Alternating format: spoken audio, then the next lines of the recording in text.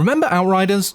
You know, one of the 500 or so Destiny killer looter shooters that came out within a few years of each other? Had a fairly fun, basic, fundamental gameplay loop, but a really underwhelming story that didn't seem to know what it wanted to say. You know, where the end game is you and some randos online running around large rooms with ever-increasing number of enemy mobs, hoping to get a new thing that's a better color and a slightly larger number than the thing you already have? Maybe this is just Destiny. While I didn't dislike the game, I wasn't blown away. It hadn't really promised anything gigantic that it could fail at hard enough to become a laughingstock, but it also didn't surprise anyone with anything out of the ordinary. What you saw was more or less what you got. I think the biggest talking point about the game on release was the server issues and the fact that the game could just delete all of your gear out of nowhere. Now, you would think that would constitute failing pretty damn hard, but honestly, the attitude of the devs and the way they kept the community up to date on what they were doing to solve the issues seemed to soften the damage done and help save the company from the pitchforks for the most part. They released the first section of the game for free before the actual release. I hesitate to call it a demo because you could seemingly infinitely grind the free section. This led to people starting the game with legendary gear as all of the progress carried over. You can actually still download this demo now, and my personal recommendation is if this game interests you, just go get the demo and play it till you get bored.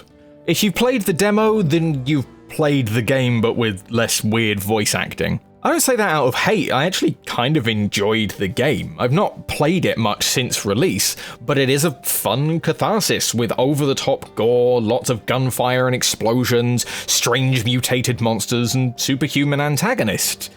It's a great turn your brain off and kill things kind of game. So I have nothing overly positive to say about the game, and nothing supremely negative to say about the game. So why are we here? Well, it seems that our Polish friends at People Can Fly felt good enough about the game that they've been hard at work making an expansion for it. This time, our superpowered team of misfits, or just one dude with nothing better to do if you play like me, have to face down an angry magical redhead dead set on killing everyone for nefarious reasons. Different redhead. A big thumpy violent trailer dropped with epic music and a voiceover explaining that things are getting more and more doomed for the already doomed human race. We get shown some new fancy gear, new desolate wastelands to fight in, a look at some more of the mobs we get to guiltlessly mow down, a good look at our new big bad, and some new monsters we get to shoot for 20 minutes before they finally just fall over and drop the damn loot. Are we sure this isn't just a Destiny expansion? Like, it's definitely a separate game, right? So, yes. The trailer is trailer and did all the things a trailer should do. The problem, however, came at the end where I found myself thinking aloud, oh wait, really? Why? I don't know what the player numbers are like now, or what the general consensus is among fans, but I didn't think it did anywhere near well enough to warrant any kind of continuation. Again, I don't say that out of hate, I had fun playing it, but once I was done playing it for the first time, I really didn't think much of putting down the game and moving on to the next. I'd heard some small rumblings about an update that had dropped, making some minor quality of life changes, but other than that, this trailer was the first time I really thought about the game since release. Now I have to ask myself a new question. Am I excited about the idea of playing more Outriders? Kind of? Kind of. See, every question for me comes with a qualifying but. Do I want more gameplay? Yes. But it did start to get a bit repetitive and uninteresting after some time in the end game. There's only so long I want to hide behind a wall while waiting for the sniper's arm to get tired so I can get some shots in. I want more of the fast-paced gameplay, but I also don't want things to just mindlessly rush me. Do I want more of the story? Yes.